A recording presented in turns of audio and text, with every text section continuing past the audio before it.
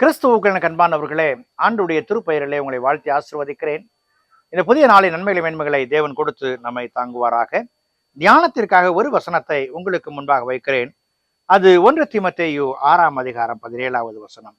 இவ்வுலகத்திலே ஐஸ்வர்யம் உள்ளவர்கள் இருமாப்பான சிந்தையுள்ளவர்களாயிராமலும், நிலையற்ற ஐஸ்வர்யத்தின் மேல் நம்பிக்கை வையாமலும், நாம் அனுபவிக்கிற சகலத்தையும் நன்மைகளையும் நமக்கு சம்பூர்ணமாய் கொடுக்கிற ஜீவனுள்ள தேவன் மேல் நம்பிக்கை வைக்கவும்.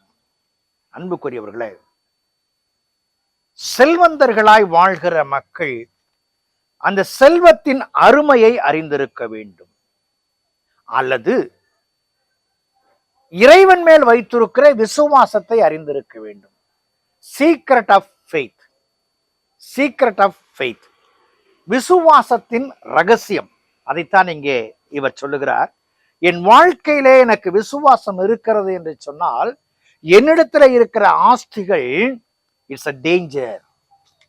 விசுவாசிகளுக்கு செல்வம் ஒரு பாதுகாப்பானது அல்ல. அதை பாதுகாக்க வேண்டும் என்று சொல்லி நாம் பயணிக்கும் பொழுது, நாம் பயணிக்க வேண்டிய விதங்களிலிருந்து தடம் மாற்றி விடுகிறது. ஏனென்று சொன்னால், செல்வம் என்பது, ஆஸ்தி என்பது, வெல்த் என்பது அன்செட்டர். இது இன்றைக்கு என்னிடத்துல இருக்கும், நாளைக்கு மற்றொருத்தில் இருக்கும். நான் அதை தேடி பயணிக்கும் பொழுது அதனோடு சரியான உறவை வைக்கும் பொழுது, எதிலே நான் வெற்றியை காண வேண்டுமோ அதை காண முடியாதபடிக்கு தடுமாறுகிற நிலை வருகிறது. டேஞ்சர். என்னை தவறான பாதையிலே அது நடத்திவிடும். மூன்றாவதாக, என் வாழ்க்கையில I must understand wealth is danger, wealth is uncertain. அது நிச்சயமற்றது, நிரந்தரமற்றது. மூன்றாவதாக நான் பார்க்கிறது, செல்வம் வந்துவிட்டது என்பதற்காக செல்வத்தின் மேல் நம்பிக்கை வைக்காமல் செல்வத்தை தந்த இறைவன் மேல் நம்பிக்கை வைக்க வேண்டும்.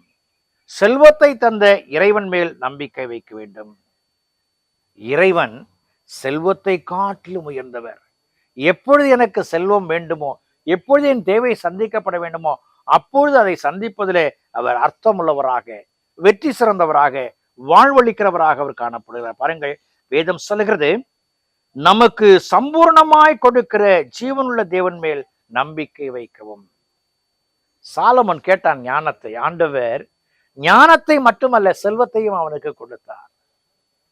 கேட்கிற எவனும் பெற்றுக்கொள்ளுகிறான். ஆகவே என் ஆண்டவரிடத்தில் நான் கேட்கும் பொழுது, என்னுடைய விசுவாசத்தின் ரகசியத்தை அறிந்தவனாக இறைவனிடத்துல நான் நம்பிக்கை வைத்து விட்டால், ஏற்ற வழியிலே என் தேவனை உயர்த்துவார் நம்பிக்கையில நான் வாழ முற்படும் பொழுது வெற்றியான வாழ்க்கையில மகிழ்ந்து களிக்கற முடியும். அப்படிப்பட்ட கிருபைகளை தேவனாகிய கடவுள் கொடுத்து நம்மை தாங்குவாராக. ஜெபம் செய்வோம். பரிசுத்தமும் கிருபையும் நிறைந்த அன்பின் ஆண்டவரே, இந்த உலக வாழ்க்கையில கர்த்தாவே, ஆஸ்திகளை தேடி ஓடாதவர்களாக, அது நிரந்தரமற்றது என்பதை புரிந்து கொண்டு நித்திய ஜீவனை தருகிற உண்மையில் நாங்கள் நம்பிக்கை வைத்து வாழ எங்களுக்கு கிருபை பாராட்டும். அதன் வழியாக நீர் பாராட்டுகிற மேன்மைகளை பெற்று பிரதிபலிக்க உதவி செய்யும். இயேசுவில் ஜெபிக்கிறோம், ஜெபக்குள்ள பிதாவே, ஆமென்.